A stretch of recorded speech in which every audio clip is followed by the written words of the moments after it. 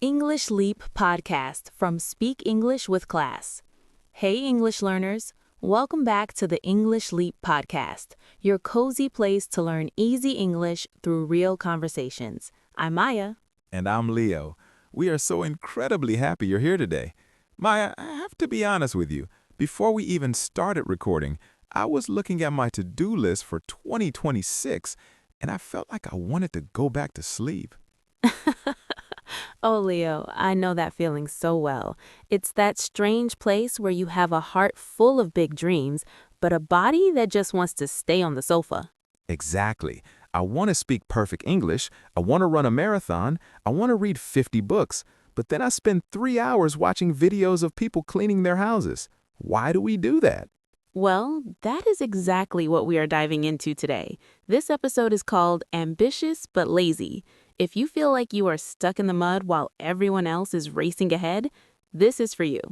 And just a reminder for our listeners, this is a B1 level episode. It's perfect for intermediate learners. If you're a beginner, don't worry. Just let the English wash over you.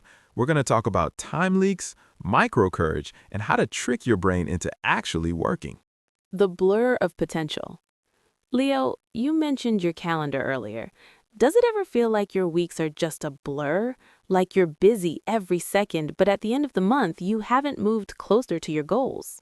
Every single month. It's like my days are full, but not memorable. I'm reacting to emails, reacting to messages, reacting to the news. I'm in reaction mode. That's the key word. Reaction mode is the enemy of ambition.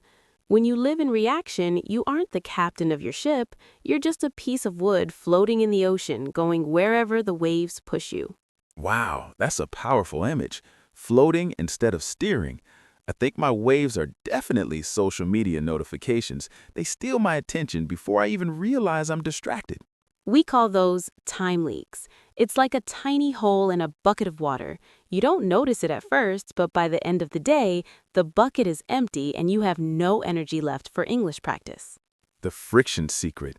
So, if I have these leaks, how do I plug them? I've tried being tough on myself, but it usually lasts about 2 days before I quit. Because toughness is exhausting, Leo. Instead, we need to talk about friction. Friction? Like when I rub my hands together and they get warm? Exactly. In physics, friction slows things down. In your life, you can use friction as a tool. If you want to stop a bad habit, like checking your phone first thing in the morning, you add friction. Put the phone in another room. So I have to physically get up and walk to get it?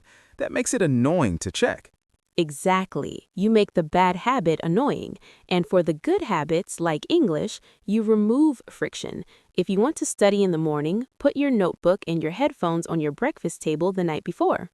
So when I sit down for coffee, the book is already looking at me. It's the lazy choice to just open it.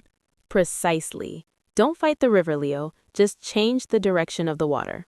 Micro courage and the minimum honest day. I like that. But Maya, what about the days when I just feel heavy? When even opening the book feels like lifting a car? That's when you use the minimum honest day. This is the smallest version of your goal that you can do even on your worst day. So instead of study English for 1 hour, my minimum could be listen to one English song. Yes, or read one page. It's a seatbelt for your progress. It keeps you safe when the road is bumpy. When you do that tiny thing, you prove to your brain that you are still the kind of person who shows up. It's about building momentum, right? Like pushing a shopping cart. The first push is hard, but once it's rolling, it's easy to keep going. Exactly. And that leads us to micro courage. You don't need the courage to be a master of English today. You just need the micro courage to start the first sentence. The recovery plan. Bouncing back. Okay, but let's be real. Sometimes I still fail. I miss 3 days, and then I feel like a failure. I feel like I'm on the brink of giving up entirely. We've all been there. The secret of successful people isn't that they never fall, it's that they bounce back faster. How do you bounce back without the guilt? You hit the reset button. You don't wait for Monday. You don't wait for tomorrow. You reset at 4 p.m. on a Tuesday. You say, okay, the morning was a blur, but the evening belongs to me. That's so much kinder. It's like a GPS recalibrating. It doesn't shame you for the wrong turn, it just shows you the new way home. I love that analogy. Now, let's make sure these words stay in your head. Welcome to the word tour. First up is blur, when things move so fast or you're so distracted that you can't remember the details. My last week was such a blur at work. Next is reaction mode, living by answering others instead of choosing for yourself. I spent the whole morning in reaction mode answering emails. Friction, anything that makes a task harder to do. I removed the friction by keeping my gym clothes near my bed. Momentum, the strength or force that keeps something moving once it had started. Once I started the first page, I felt the momentum to finish the chapter. On the brink, very close to a situation, usually a bad one. I was on the brink of quitting, but I decided to try one more time. Bounce back, to recover quickly from a problem or a mistake. He had a bad cold, but he bounced back and was back at work on Monday. And finally, recalibrate, to change the way you do something to make it more effective. I had to recalibrate my study plan because it was too difficult.